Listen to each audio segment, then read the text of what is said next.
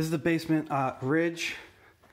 This was the sheetrock that they took down because they had the overflowing between the toilet and the shower, which is right here.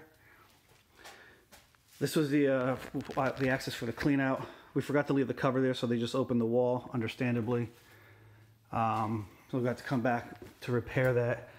Issues they're having with the bathroom here is when the toilet flushes, there's a 3-inch line right here. We see that the water goes down perfectly. The shower and the faucet, it taps in, it goes through this clean out. We can see the water goes perfectly down through there. The problem is over here.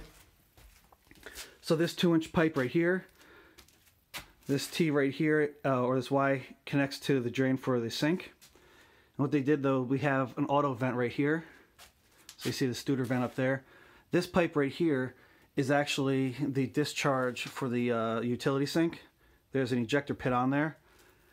Number one, we can't really put that here because this actually is now a wet vent, because it's a wet vent for the sink. But what's happened is, for whatever reason, with the amount of pressure that's on here, whenever this line discharges the water, it's actually backing up into the shower. So the utility sink's over here. The inspector is having an issue with the way that the ejector pump is sitting. Probably has something to do with the check valve being on the horizontal. I'm not 100% sure. Probably need a cap on that as well. But when I tested this and I filled it up, we probably had about 6 inches of water, and then that's when it backed up into the shower. Originally, the utility sink was supposed to be on this side. The reason it's supposed to be on this side is that the ejector pit was going to come straight up. And on this soffit on the other side, which I'll show you, the main stack 4-inch goes this way. There's a 3-inch pipe over here which connects to the bathroom on the second floor. What they were supposed to do is to anywhere in here, which I think actually supposed to originally be over here, is tap into that pipe so the laundry would go down the 3-inch part and then come straight down the 4-inch stack. So we're having a little issue with that side over there. Just switching gears for the electric. Everything seems to be fine for the electric, but we don't have breaker number 5 and 7 identified. I don't know if these are connected to anything, or these blanks, or these future lines, but we need to figure out, take the panel off, figure out what these two do, trace them.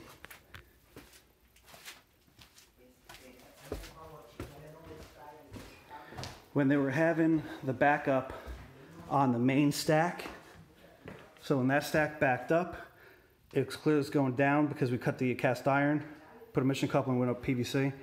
This was all the original lines.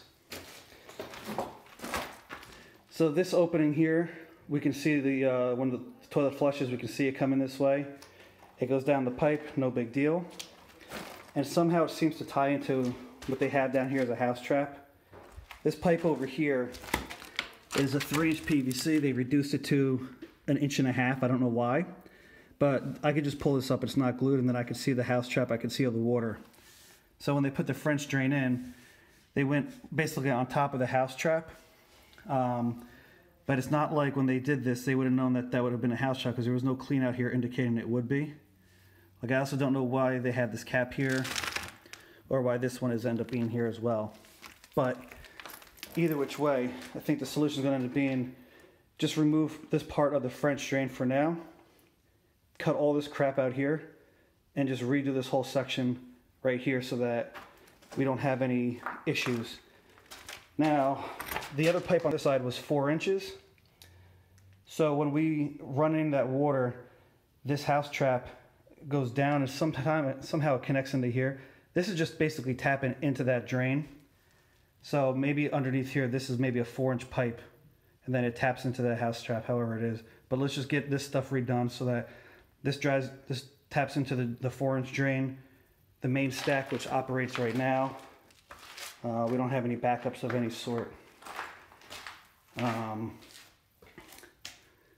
That was originally under the house, so there's no way that I would have known what any of that stuff looked like. But we did have the French drain open, but the French drain guys are not plumbers, so you know, it's not a house trap to me, because I don't see the vertical cleanouts on either side. So looking at it, it just looks like a bunch of PVC. But either way, these holes we have over here were from the original, you know, trying to find out where we had a gas leak from. So we just had to do some exploratory work. We could take care of that. And then this is just the sheetrock from they had a burst pipe in the kitchen. So we'll come back and take care of all that. And since we've got to do so much painting, you know, let's look around for some of the cracks that have happened since we've been here, get some of those redone. And then clearly with all the mess that we have going on here, we're gonna have to move her stuff and just repaint the floor, make it look clean again. I think that's it for the downstairs. So, oh, hold on. We need a permit taken out because this wasn't final inspected. So I don't think that was on there. And also the sump pump. We need a permit out for the sump pump itself. And I guess for the power, let's see where that's connected. Well, this is tied right into the outlet right next to the panel. So I'm not sure if that needs to go on because it's already addressed, but either which way, we need to take out a permit for those two things, sump pump and this utility sink.